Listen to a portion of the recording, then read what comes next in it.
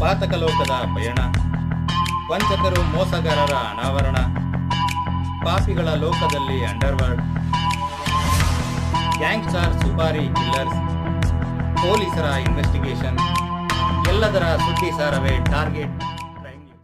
ವರ್ಷದ ಹಿಂದೆ ನಡೆದಿದ್ದ ತಾಯಿ-ಮಗನ ಜೋಡಿ ಹತ್ಯೆ ಪ್ರಕರಣವನ್ನು ವಿಜಯಪುರ ಪೊಲೀಸರು ಇದೀಗ ಭೇದಿಸಿದ್ದು ಹಂತಕನನ್ನು ಪೊಲೀಸರು ಬಂಧಿಸಿದ್ದಾರೆ. ಮೈಸೂರು ಮೂಲದ ಶ್ರುತಿ ಹಾಗೂ ಆಕೆಯ ಮಗ ರೋಹನ್ 2023ರ ಮಾರ್ಚ್ 13ರಂದು ಹತ್ಯೆಯಾಗಿದ್ದರು. ಆರೋಪಿಯನ್ನು ವಿಜಯಪುರದ ಸಾಗರ್ ನಾಯಕ್ ಎಂದು ಗುರುತಿಸಲಾಗಿದೆ. ಆರೋಪಿ ಸಾಗರ್ ಮೈಸೂರಿನಲ್ಲಿದ್ದಾಗ ಫೇಸ್ಬುಕ್ ಮೂಲಕ ಶ್ರುತಿ ಪರಿಚಯವಾಗಿತ್ತು. ವಿವಾಹಿತೆ ಜತೆಗಿನ ಪರಿಚಯವು ಪ್ರೀತಿಗೆ ತಿರುಗಿತ್ತು. ಆದರೆ ಕೆಲ ಸಮಯದ ನಂತರ ಆಕೆಯ ನಡತೆ ಮೇಲೆ ಸಂಶಯಗೊಂಡ ಸಾಗರ್ ಆಕೆಯಿಂದ ದೂರಾಗಿ ವಿಜಯಪುರಕ್ಕೆ ಬಂದಿದ್ದ. ಆದರೆ ಸಾಗರ್ನನ್ನು ಅತಿಯಾಗಿ ಪ್ರೀತಿಸುತ್ತಿದ್ದ ಶ್ರುತಿ ಆತನನ್ನು ಬಿಟ್ಟು ಇರಲಾಗದೆ 2023ರ ಮಾರ್ಚ್ 13ರಂದು ಮಗ ರೋಹಿತ್ ಜತೆಗೆ ಲಗೇಜ್ ಸಮೇತ ವಿಜಯಪುರಕ್ಕೆ ಬಂದಿದ್ದಳು. ಹೀಗೆ ಬಂದ ಮಗನಿಗೆ ಖುದ್ದು ಸಾಗರ್ನೇ ಸಿಂದಗಿ ರಸ್ತೆಯ ಪೋರ್ವೆ ಲಾಡ್ಜ್ ಒಂದು ಉಳಿಸಿದ್ದ. ಆ ದಿನ ಲಾಡ್ಜ್ಗೆ ಬಂದಿದ್ದ ಸಾಗರ್ ಶ್ರುತಿ ಜತೆಗೆ ಗಲಾಟೆ ಮಾಡಿಕೊಂಡಿದ್ದ. ಸಿಟ್ಟಲ್ಲಿ ಆಕೆಯ ಕುತ್ತಿಗೆ ಹಿಸುಕಿ ಕೊಂದು ಹಾಕಿದ್ದ. ಬಳಿಕ ಆಕೆಯ ಮಗ ರೋಹಿತ್ನನ್ನು ಕೊಲೆ ಮಾಡಿದ್ದ. ಬಳಿಕ ಶ್ರುತಿ ಮೈಸೂರಿನಿಂದ ತಂದಿದ್ದ ಲಗೇಜ್ನಲ್ಲಿಯೇ ಅವರ ಹೆಣಗಳನ್ನು ಪ್ಯಾಕ್ ಮಾಡಿ ಮಹಾರಾಷ್ಟ್ರ ಗಡಿಯ ಸಿದ್ದಾಪುರ ಗ್ರಾಮದ ಹೊರವಲಯದಲ್ಲಿದ್ದ ಬಾವಿಯಲ್ಲಿ ಬಿಸಾಡಿ ಅಲ್ಲಿಂದ ಕಾಲ್ಕಿತ್ತಿದ್ದ. ಇದಾದ ಒಂದು ವಾರದ ಬಳಿಕ ಬಾವಿಯಲ್ಲಿ ಬ್ಯಾಗ್ಗಳು ತೇಲಿ ಬಂದಿತ್ತು. ಸ್ಥಳೀಯರ ಮಾಹಿತಿ ಮೇರೆಗೆ ಬಂದಿದ್ದ ತ್ರಿಕೋಟ ಪೊಲೀಸರು ಪರಿಶೀಲನೆ ನಡೆಸಿದಾಗ ತಾಯಿ ಮಗನ ಶವ ಪತ್ತೆಯಾಗಿದ್ದವು. ಆದರೆ ಕೊಳೆತ ಸ್ಥಿತಿಯಲ್ಲಿ ಶವಗಳು ಸಿಕ್ಕಿದ್ದರಿಂದ ಗುರುತು ಪತ್ತೆಯಾಗಿರಲಿಲ್ಲ. ಇತ್ತ ಯಾವುದೇ ಕ್ಲೂ ಇಲ್ಲದ ಪ್ರಕರಣವಾಗಿ ಹಾಗೆ ಉಳಿದಿತ್ತು. ಈ ನಡುವೆ ಕಳೆದ ಫೆಬ್ರವರಿಯಲ್ಲಿ ಶ್ರುತಿ ಸಂಬಂಧಿಕರು ಮೈಸೂರಿನಲ್ಲಿ ಮಿಸ್ಸಿಂಗ್ ಕೇಸ್ ದಾಖಲು ಮಾಡಿದ್ದರು. ಮೈಸೂರು ಮಿಸ್ಸಿಂಗ್ ಕೇಸ್ ಹಾಗೂ ವಿಜಯಪುರದಲ್ಲಿ ನಡೆದ ಡಬಲ್ ಮರ್ಡರ್ ಕೇಸ್ನಲ್ಲಿ ಸಿಕ್ಕ ವಸ್ತುಗಳಿಗೆ ಸಾಮ್ಯತೆ ಇತ್ತು. ಇದರ ಜಾಡು ಹಿಡಿದ ಪೊಲೀಸರು ಶ್ರುತಿಯ ಕಾಲ್ ಲಿಸ್ಟ್ ತೆರೆದಾಗ ಹಂತಕ ಸಾಗರ್ ಸಿಕ್ಕಿ ಬಿದ್ದಿದ್ದಾನೆ. ಬಳಿಕ ಪ್ರಕರಣ ಸಂಬಂಧ ಆತನನ್ನು ವಶಕ್ಕೆ ಪಡೆದು ವಿಚಾರಣೆ ನಡೆಸಿದಾಗ ಎಲ್ಲವನ್ನೂ ಬಾಯ್ಬಿಟ್ಟಿದ್ದಾನೆ. ಗ್ರಾಮೀಣ ಠಾಣೆ ಪೊಲೀಸರು ಪ್ರಕರಣವನ್ನು ದಾಖಲಿಸಿಕೊಂಡು ತನಿಖೆಯನ್ನು ಮುಂದುವರಿಸಿದ್ದಾರೆ.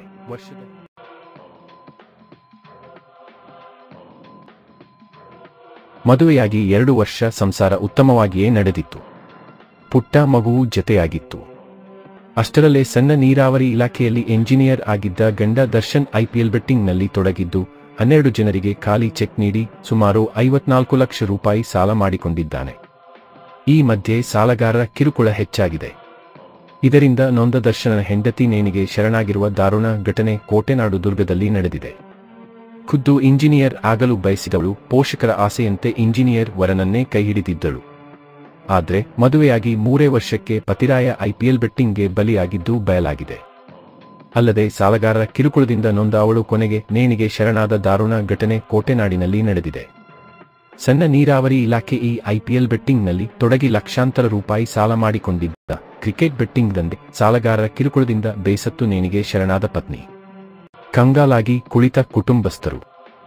ಹೌದು, ಚಿತ್ರದುರ್ಗ ಜಿಲ್ಲೆ ಹೊಳಲ್ಕೆರೆ ನಗರದ ಬಸವ ಲೇಪಟ್ನ ನಿವಾಸಿ ದರ್ಶನ್ ಹೊಸದುರ್ಗದಲ್ಲಿ ಸಣ್ಣ ನೀರಾವರಿ ಇಲಾಖೆಯ ಆಗಿ ಸೇವೆ ಸಲ್ಲಿಸುತ್ತಿದ್ದಾರೆ. ಹೀಗಾಗಿ ಇಂಜಿನಿಯರಿಂಗ್ ಮೊದಲ ವರ್ಷದಲ್ಲಿದ್ದ ರಂಜಿತಾಳನ್ನು ಪೋಷಕರು ಈ ದರ್ಶನ್ಗೆ ಕೊಟ್ಟು ಮದುವೆ ಮಾಡಿದ್ದರು. ಮದುವೆಯಾಗಿ 2 ವರ್ಷ ಉತ್ತಮ ಸಂಸಾರವೇ ನಡೆದಿತ್ತು. ಪುಟ್ಟ ಮಗುವು ಜತೆಯಾಗಿತ್ತು. ಅಷ್ಟರಲ್ಲೇ ದರ್ಶನ್ IPL ಬೆಟ್ಟಿಂಗ್ನಲ್ಲಿ ತೊಡಗಿದ್ದು ಲಕ್ಷಾಂತರ ರೂಪಾಯಿ ಸಾಲ ಮಾಡಿದ್ದು ಬಯಲಾಗಿತ್ತು. ಬೆಟ್ಟಿಂಗ್ ದಂಧೆಕೋರರೇ ಸಾಲ ನೀಡಿ ಖಾಲಿ ಚೆಕ್ ಪಡೆದಿದ್ದು ಸಹ ಕುಟುಂಬಸ್ಥರಿಗೆ ತಿಳಿದಿತ್ತು.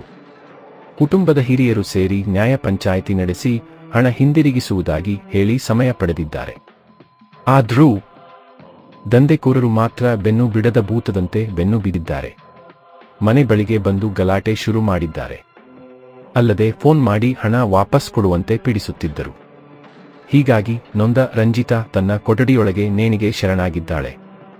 ಹೀಗಾಗಿ ರಂಜಿತಾಳ ತಂದೆ ವೆಂಕಟೇಶ್ ಈ ಬಗ್ಗೆ ಹೊಳಲ್ಕೆರೆ ಠಾಣೆಗೆ ದೂರು ನೀಡಿದ್ದಾರೆ. ಹೊಳಲ್ಕೆರೆಯ ಶಿವು, ಗಿರೀಶ್, ರಾಘು, ಚಿತ್ರದುರ್ಗದ ಸುದೀಪ್, ತಿಪ್ಪೇಸ್ವಾಮಿ, ವೆಂಕಟೇಶ್, ಗುರು, ವಾಗೀಶ್, ರಾಕೇಶ್, ಪಾವಗಡದ ಪೋತರೆಡ್ಡಿ, ಅಜ್ಜಂಪುರದ ಹೊನ್ನಪ್ಪ, ಹಿರಿಯೂರಿನ ಮಹಾಂತೇಶ್, ಜಗನ್ನಾಥ ಸೇರಿ ಹಲವರು ಕಿರುಕುಳ ನೀಡಿದ್ದಾರೆಂದು ಆರೋಪಿಸಿದ್ದಾರೆ. ಆದರೆ ಮೃತಳ ಸಂಬಂಧಿಕರು ಈ ಬಗ್ಗೆ ಮಾಧ್ಯಮಗಳಿಗೆ ಪ್ರತಿಕ್ರಿಯಿಸಲು ನಿರಾಕರಿಸಿದ್ದಾರೆ. ಹೊಳಲ್ಕೆರೆ ಮಾತ್ರವಲ್ಲದೆ ಇಡೀ ಚಿತ್ರದುರ್ಗದಲ್ಲಿ ಈ ಪ್ರಕರಣದಿಂದಾಗಿ ಭೀತಿ ಸೃಷ್ಟಿಯಾಗಿದೆ. ಹೀಗಾಗಿ ಅನೇಕರ ಬಲಿ ಪಡೆಯುತ್ತಿರುವ ಕ್ರಿಕೆಟ್ ಬೆಟ್ಟಿಂಗ್ ದಂಧೆ ತಡೆಯಬೇಕು. ಕಿಂಗ್ ಪಿನ್ಗಳಿಗೆ ಮೊದಲು ಹೆಡೆಮುರಿ ಕಟ್ಟಬೇಕೆಂಬುದು ಇವರ ಆಗ್ರಹ. ಇನ್ನು ಈ ಬಗ್ಗೆ ಹೊಳಲ್ಕೆರೆ ಪೊಲೀಸ್ ಠಾಣೆಯಲ್ಲಿ ಪ್ರಕರಣ ದಾಖಲಾಗಿದೆ. ಅಂತೆಯೇ ಪೊಲೀಸರು ಪ್ರಕರಣದ ಬಗ್ಗೆ ಈಗಾಗಲೇ ಡಿವೈಎಸ್ಪಿ ದಿನಕರ್, ಪಿಎಸ್ಐ ಸುರೇಶ್ ನೇತೃತ್ವದಲ್ಲಿ ತನಿಖೆ ಆರಂಭಿಸಿದ್ದಾರೆ. 12 ಜನರ ಬಳಿ ಖಾಲಿ ಚೆಕ್ ನೀಡಿ ಸುಮಾರು 54 ಲಕ್ಷ ರೂಪಾಯಿ ಸಾಲ ಮಾಡಿಕೊಂಡಿದ್ದಾರೆ. 2021 ರಿಂದ 23ರವರೆಗೆ ಸಾಲ ಮಾಡಿದ್ದಾಗಿ ತಿಳಿದು ಬಂದಿದೆ. ಸಾಲದ ಹಣಕ್ಕಾಗಿ ಮನೆ ಬಳಿ ತೆರಳಿ ಗಲಾಟೆ ಮಾಡಿದ್ದ ಆರೋಪಿಗಳಾದ ಶಿವು ಮತ್ತು ಗಿರೀಶ್ ಅವರನ್ನು ಬಂಧಿಸಿದ್ದೇವೆ.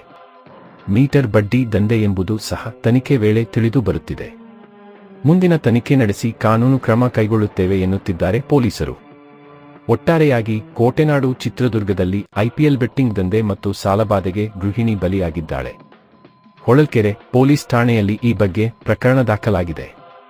ಪೊಲೀಸ್ ಇಲಾಖೆ ಪ್ರಕರಣವನ್ನು ಗಂಭೀರವಾಗಿ ಪರಿಗಣಿಸಬೇಕಿದೆ. ಕ್ರಿಕೆಟ್ ಬೆಟ್ಟಿಂಗ್ ದಂಧೆ ಮತ್ತು ಮೀಟರ್ ಬಡ್ಡಿ ದಂಧೆಕೋರರಿಗೆ ಹೆಡೆಮುರಿ ಕಟ್ಟಿ ಅಮಾಯಕರ ಪ್ರಾಣ ಉಳಿಸಬೇಕಿದೆ.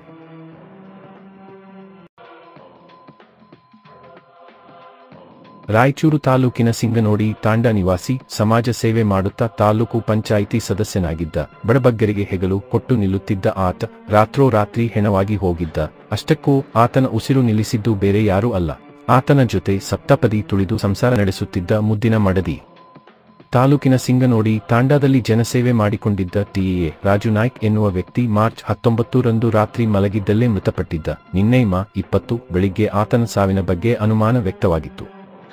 ರಾಯಚೂರು ತಾಲೂಕು ಪಂಚಾಯಿತಿ ಮಾಜಿ ಸದಸ್ಯ ಹಾಗೂ ಸಿಂಗನೋಡಿ ಪಂಚಾಯಿತಿ ಹಾಲಿ ಸದಸ್ಯನಾಗಿದ್ದ ಟಿಎ ರಾಜು ನಾಯ್ಕ್ ಒಳ್ಳೆಯ ವ್ಯಕ್ತಿ. ಕಷ್ಟ ಅಂದರೆ ಕರಗಿ ಹೋಗುತ್ತಿದ್ದವ ರಾತ್ರೋರಾತ್ರಿ ಹೆಣವಾಗಿದ್ದಾನೆ ಎಂಬ ವಿಷಯ ಅರಗಿಸಿಕೊಳ್ಳಲಾಗುತ್ತಿರಲಿಲ್ಲ. ಈ ಹಿನ್ನೆಲೆ ನಿನ್ನೆ ಬೆಳಿಗ್ಗೆ ಆತನ ಪತ್ನಿ ಸ್ನೇಹಾರನ್ನ ಕುಟುಂಬಸ್ಥರು ಹಾಗೂ ಗ್ರಾಮಸ್ಥರು ಪ್ರಶ್ನಿಸಿದ್ದರು. ಆದ್ರೆ ಆಕೆ ಏನನ್ನು ಬಾಯಿ ಬಿಟ್ಟಿರಲಿಲ್ಲ. ನಂತರ ಮೃತನ ಕುಟುಂಬಸ್ಥರು ನೀಡಿದ ದೂರಿನ ಮೇರೆಗೆ ಯಾಪಲದಿನ್ನಿ ಪೊಲೀಸರು ತನಿಖೆ ನಡೆಸಿದಾಗ ಅಸಲಿ ಸತ್ಯ ಬಯಲಾಗಿತ್ತು. ಮೃತ ಟಿಎ ರಾಜು ನಾಯ್ಕ್ ಪತ್ನಿ ಸ್ನೇಹ ಗ್ರಾಮಸ್ಥರ ಪ್ರಶ್ನೆಗಳಿಗೆ ತಬ್ಬಿಬ್ಬಾಗಿದ್ದಳು. ಇದರಿಂದ ಗ್ರಾಮಸ್ಥರಲ್ಲಿ ಅನುಮಾನ ಮೂಡಿತ್ತು. ನಂತರ ಯಾಪಲದಿನ್ನಿ ಪೊಲೀಸರು ತನಿಖೆ ನಡೆಸಿದಾಗ ಸತ್ಯ ಬಟಾಬಯಲಾಗಿದೆ. ಮೃತನ ಪತ್ನಿ ಸ್ನೇಹ ಅನೈತಿಕ ಸಂಬಂಧ ಹೊಂದಿದಳು. ಇದೇ ಅಕ್ರಮ ಸಂಬಂಧದ ಭಾಗವಾಗಿ ಪತಿಯನ್ನ ಹತ್ಯೆಗೈದಿದ್ದಾಳೆ ಎನ್ನುವುದು ಬೆಳಕಿಗೆ ಬಂದಿದೆ. ಕಳೆದ 2 ವರ್ಷಗಳ ಹಿಂದೆ ಇದೇ ಸಿಂಗನೋಡಿ ತಾಂಡಾದಲ್ಲಿ ದೇವಸ್ಥಾನವೊಂದರ ಕಾಮಗಾರಿ ನಡೆಯುತ್ತಿತ್ತು. ಆಗ ಆ ಕೆಲಸಕ್ಕೆ ಮಹಾರಾಷ್ಟ್ರ ಮೂಲದ ರಾಜು ಎನ್ನುವ ವ್ಯಕ್ತಿ ಸೇರಿ 4-5 ಜನ ಕೆಲಸಕ್ಕೆ ಬಂದಿದ್ರು. ಹೀಗೆ ಕೆಲಸಕ್ಕೆ ಬಂದಿದ್ದ ರಾಜು ತಾಲೂಕು ಪಂಚಾಯಿತಿ ಮಾಜಿ ಸದಸ್ಯ ರಾಜು ನಾಯ್ಕ್ ಪತ್ನಿ ಸ್ನೇಹ ಮೇಲೆ ಕಣ್ಣು ಹಾಕಿದ್ದ. ಆ ಬಳಿಕ ಪರಿಚಯ ಸ್ನೇಹವಾಗಿ ರಾಜು ನಾಯ್ಕ್ ಪತ್ನಿ ಸ್ನೇಹ ಹಾಗೂ ಕೆಲಸಕ್ಕೆ ಬಂದಿದ್ದ ರಾಜು ನಡುವೆ ಅನೈತಿಕ ಸಂಬಂಧ ಶುರುವಾಗಿತ್ತು. ಇದಾದ ಕೆಲವು ತಿಂಗಳುಗಳ ಬಳಿಕ ಪತಿ ಟಿಎ ರಾಜು ನಾಯ್ಕ್ಗೆ ಗೊತ್ತಾಗಿತ್ತು. ಆತ ಪತ್ನಿಗೆ ಬೈದು ಬುದ್ಧಿ ಹೇಳಿದ್ದ.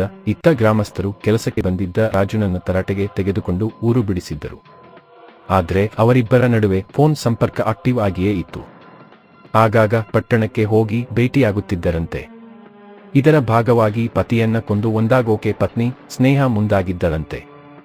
ಅದರಂತೆ ಮೊನ್ನೆ ಪತಿ ರಾಜು ನಾಯ್ಕ್ ಎಂದಿನಂತೆ ಮನೆಯಲ್ಲಿ ಮದ್ಯಪಾನ ಮಾಡೋವಾಗ ಆತನಿಗೆ ಪತ್ನಿ ಸ್ನೇಹ ಹೆಚ್ಚು ಕುಡಿಸಿದ್ದಾಳೆ. ನಂತರ ರಾತ್ರಿ ಮಲಗಿದ್ದಾಗ ಆತನ ಕತ್ತು ಹಿಸುಕಿ ಕೊಂದಿದ್ದಾಳೆ. ಬೆಳಿಗ್ಗೆ ಆತನ ಸಹಜವಾಗಿ ಮೃತಪಟ್ಟಿರುವ ರೀತಿ ಡ್ರಾಮಾ ಮಾಡಿದ್ದು ಇದೀಗ ಸತ್ಯ ಬೆಳಕಿಗೆ ಬಂದಿದೆ. ಈ ಬಗ್ಗೆ ಯಾಪಲದಿನ್ನಿ ಪೊಲೀಸರು ಪ್ರಕರಣ ದಾಖಲಿಸಿಕೊಂಡು ಮೃತ ರಾಜು ನಾಯ್ಕ್ ಪತ್ನಿ ಸ್ನೇಹಾಳನ್ನ ವಶಕ್ಕೆ ಪಡೆದಿದ್ದಾರೆ.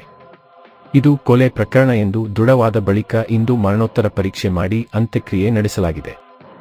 ಆಕೆಗೆ ಕುಮ್ಮಕ್ಕು ನೀಡಿದ್ದ ಪ್ರಿಯಕರ ರಾಜುಗಾಗಿ ಶೋಧ ಕಾರ್ಯ ನಡೆದಿದೆ. ಆದ್ರೆ ಇತ್ತ ಹೆತ್ತ ತಂದೆ ಹೆಣವಾಗಿದ್ರೆ ತಾಯಿ ಜೈಲು ಸೇರಿದ್ದು ಮಕ್ಕಳು ಅನಾಥವಾಗಿದ್ದಾರೆ.